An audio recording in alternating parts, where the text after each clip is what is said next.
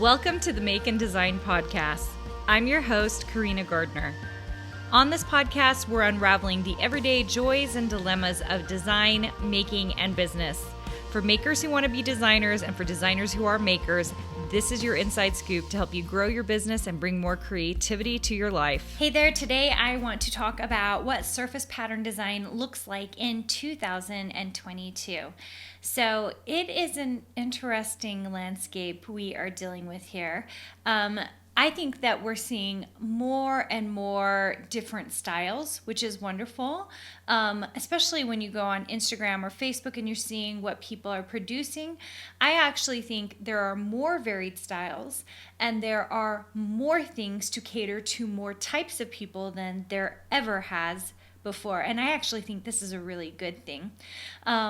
So what I'm seeing is I am seeing lots and lots of florals, but we've always seen that. But I'm also seeing actually a ton of iconic things where people are drawing people or spaces. And so you kind of get a sense that that there's just so many different ways to view surface pattern design right now. So if you're a new designer or you're a designer looking to get into design, I actually think there is more space for more styles. And I think you can bring your special style to it. And I think it's going to really work out nicely for you.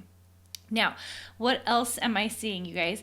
I am still seeing so many designers going after contracts. That is the main thing they want. It's the only thing they understand.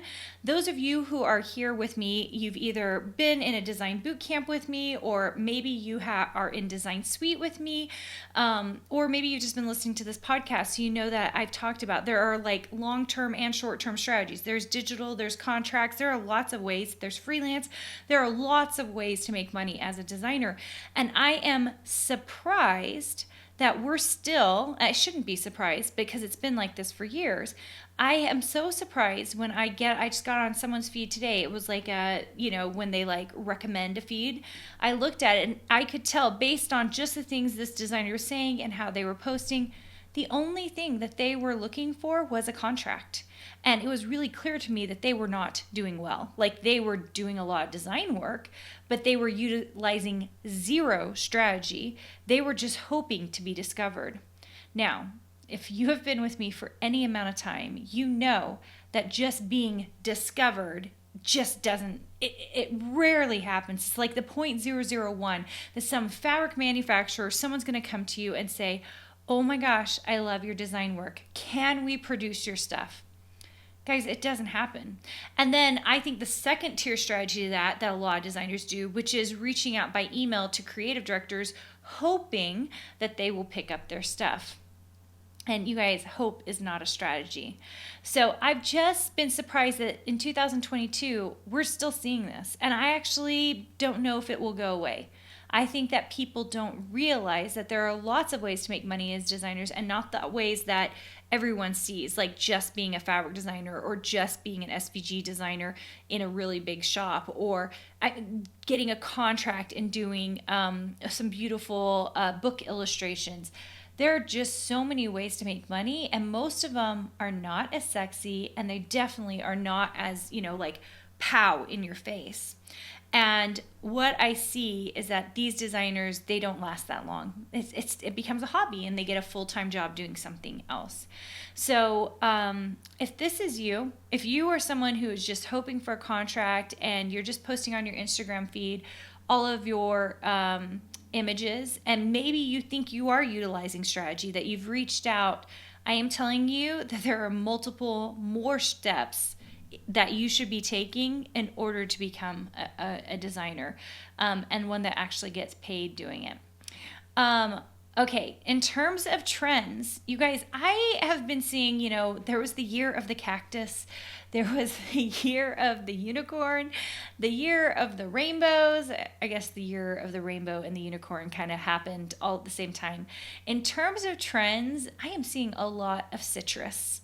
So lemons, oranges, limes.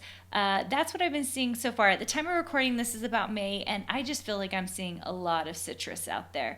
So, not that you should jump on a trend, but lots of citrus, you guys. If anything, I would say like maybe steer clear from it and go after some other things. I have not seen anything else in my mind that has been like, this is a trend, right? I haven't seen anything like crazy. I do think the use of darker background fabrics still very popular, and I think will continue to be popular just because I think they're very, very beautiful.